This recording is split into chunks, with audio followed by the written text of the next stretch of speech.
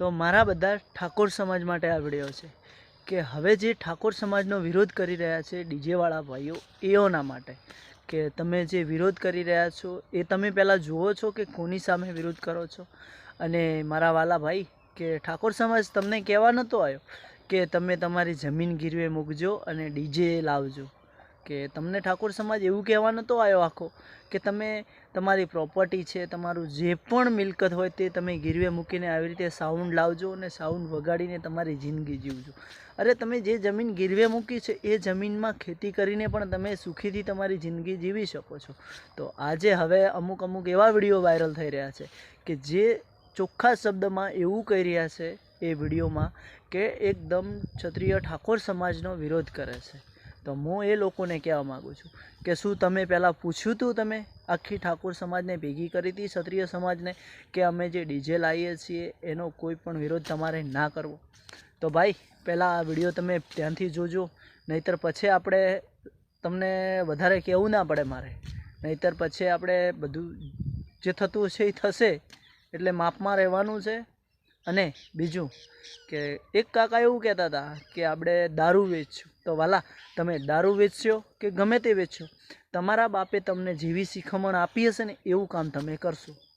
સાચી વાત છે ને? અને ખોટી વાત હોય તો કમેન્ટ કરજો, અને આપણે પણ કોઈથી નહીં ડરતા વાલા।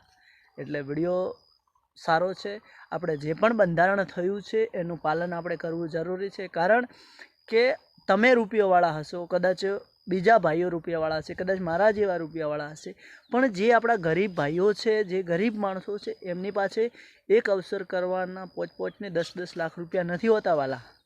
તો આ જે બંધારણ થયું છે, જે દાગીનાનું બધું માપમાં રાખ્યું છે, ખર્ચા ઓછા કરવાના છે, એટલે અમુક ગરીબ બાપ હશે ને એને તો બહુ સારું લાગ્યું છે।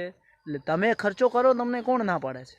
લગ્ન પત્યા પછી તમારી વહુ લાવો કે દીકરી પરણાવો, હોના નહીં કરો, એને હોનેથી મંડાવો ને, કોણ તમને ના પાડે છે?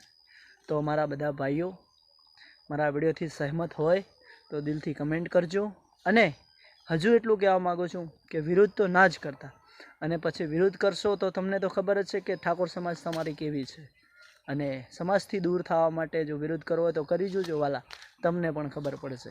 બસ એટલું જ કહેવા માગું છું, હજુ સમય છે, સમજી જાજો, નહીંતર પછી આપણે આપણાવાળી જ કરવી જ પડશે। બસ વિડીયો ગમે હોય તો કમેન્ટ કરી દેજો। જય જવાન જય કિસાન મારા વાલા ખેડૂત મિત્રોને। જોઈ લો એકવાર અમારા એરંડા કેવા છે, આ જુઓ સરસ મજાના એરંડા। જય જવાન જય કિસાન, એરંડો ગમે કમેન્ટ કરજો, અને વાતથી સહેમત રહેજો પાછા।